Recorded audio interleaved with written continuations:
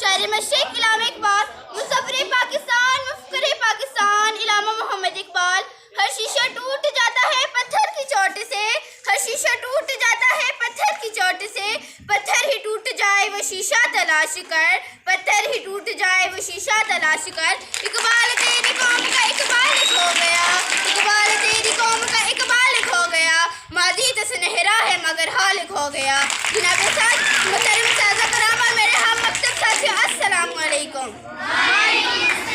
آج میری تقریر کا موضوع ہے شاعر ملت، شاعر مشرق علامہ محمد اقبال۔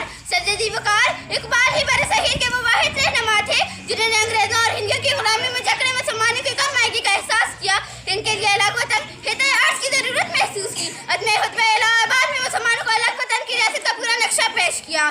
نہ سمجھو گے تو مٹ جاؤ گے ہندوستان والو، نہ سمجھو گے تو مٹ جاؤ گے ہندوستان والو، تمہاری داستان تک بھی نہ ہوگی داستانوں میں، تمہاری داستان تک بھی نہ ہوگی داستانوں میں۔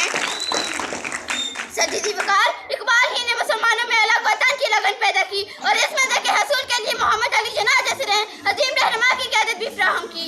قائد اعظم نے اقبال کی اسی فکر تصور کو نشان منظر بنا کر مسلمانوں کے لیے الگ ریاست کے حصول کا کارنامہ سر انجام دیا۔ صدر ذی وقار اس عقیدے سے انکار کرنا ممکن نہیں کہ اگر مسلمانوں کو اقبال کی قیادت میں سے نہ ہوتی تو مسلمان میں الگ وطن کی سوچ کبھی پیدا نہ ہوتی۔ علامہ محمد اقبال اپنی نظریات کے لیے کبھی بھی منتظر نہ ہوئے اور چٹان کی طرح ڈٹے رہے۔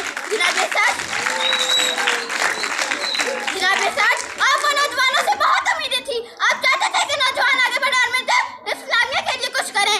آپ نے فرمایا جوانوں کو میری آہو سحر دے، جوانوں کو میری آہو سحر دے، پھر ان شہین بچوں کو بالوں پر دے، پھر ان شہین بچوں کو بالوں پر دے۔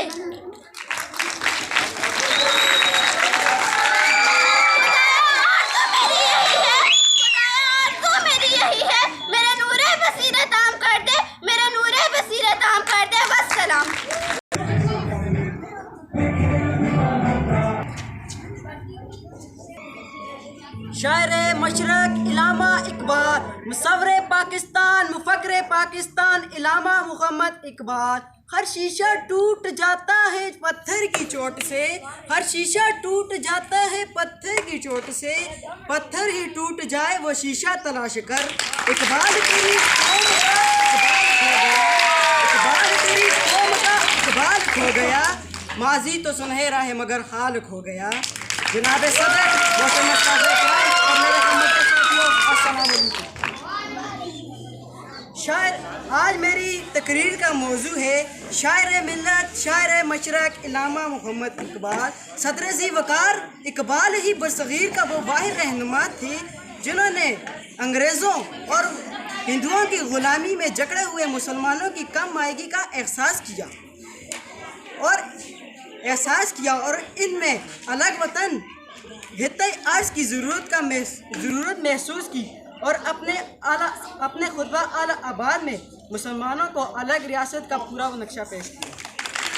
نہ سمجھو گے تو مٹ جاؤ گے ہندوستان والو، نہ سمجھو گے تو مٹ جاؤ گے ہندوستان والو، تمہاری داستان تک بھی نہ ہوگی داستان میں۔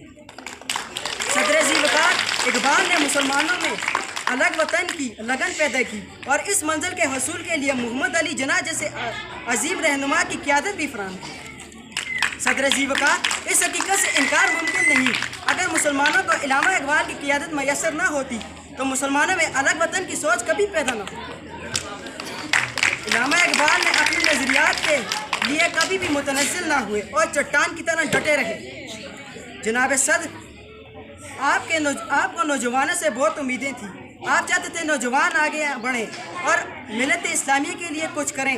آپ رحمۃ اللہ علیہ نے فرمایا نوجوانوں کو میری آہو سحر دے، نوجوانوں کو میری آہو سحر دے، پھر شاہین بچوں کو بالوں پر دے، خدایا آرزو میری یہی ہے، خدایا آرزو میری یہی ہے، میری نور بصیرت عام کر رہے ہو۔